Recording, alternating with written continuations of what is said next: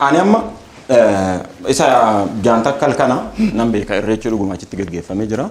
Gaafa san garuu naannoo jaantakkal sanatti ani irreecha san gaggeesse beejadha malee Amaaraa miti. Hin jiru Amaarri dhugaa san. Amaarri akka sabaatitti reefuma dhufe 1983. Uummanni amma naannoo Amaaraa jiran kun warri Gondar keessa jiran kun Qimaantii fi Qaaraadha. Sabumaanuu jechuudha. Deebi'ee amma Maaruu Abbaa Qammas kibba Gondar keessa kan jiran kun immoo Oromoota darraati. Gojjaam keessa warreen jiran kun ammas uummata Awwiitii fi kan Awwii jechuun sanyiin guddaan isaanii faamiliin Aagaa'uudha. Aagaa'uun kun 5 qaba. Qimaant Awwii Imxaana fi Imxaang jedhamanii 5tu jiru achi keessa.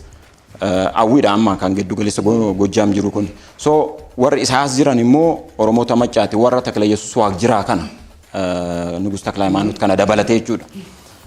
Akkuma Amaaraatti Amaara kan jedhamu hin jiru. Eessa jirti ganda takkatu jiras Walloo keessa Amaaraa saayinti kan jedhamu. Bara san ishii qofa jira baay'ee. Kanaan achitti fabrikeeshinii የአማራ ዘር ያለበት jedhanii ibsu isaan immoo. Kanaan achi kun fabrikeeshiniidha. Amma claimin isaaniitiyyuu maalin stated objective tan jettu lafa kaayetteen namni sii kaa'u hin jiru bara. Akkanumaani malee. Machaan tokko jechuudha. Akka machaa kan beektan ani machoofne jechuu jalqaba. Jennaan machaadha namni kun. Maraatan tokko ani maraannennaan maraateera hidhuun nurra raggaasan. Namni diidaa dhufteen tokko mana kee dhufe diidaa dhufteen sin jennaan akka inni diidaa dhufe beeki. Ejji gamna dura boosiidha. Kana wanni biyya kanarra deemaa jiru amma. Oromoodhaan maxxee jedhuun miti warri akkas jedhan suni maxxeedha beeka. Why is the question? Why?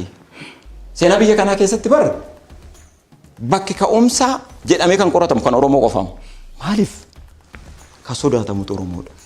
Oromoo kanatti dhufan hoggaa dhufan Oromoo kana argan biyya kanatti soo nama biyya kanatti argan kana distort godhanii balleessuudhaan kuni siistamuma kolonii biyya addunyaa kanarra jiru baay'isoo akkanuma godhama biyya kamittiyyuu.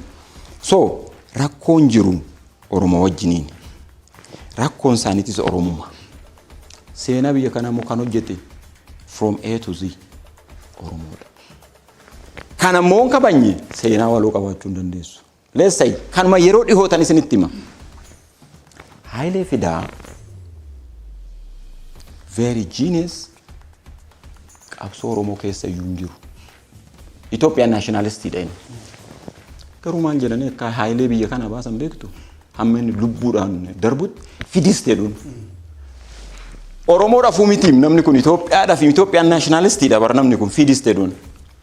Tsaggaayee Gabramadiin akka inni biyya kana bahee sukkaarri qabee maal ta'e kan godhe maal jedhaniin yeroo meeqaatama namoota san maqaan na'u kan lubbuudhaan jiru waan ta'eef actually maaliif lubbuudhaan hin dhawseetan yeroo baay'ee goon interview ta'u lubbuu maqaan na'u hin jedha wanumaan sodaadhu fi waan bira miti.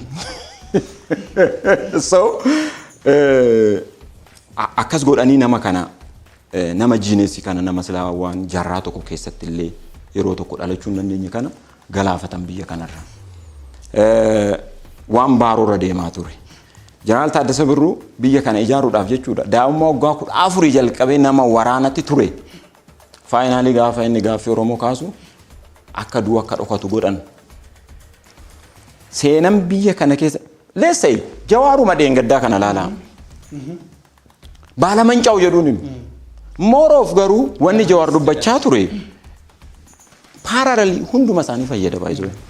Hunduma isaanii baala Mancaa jedhanii jihadist jedhanii argite ijaa kanaaf kan seenaa waloo qabaachuu hin dandeenye.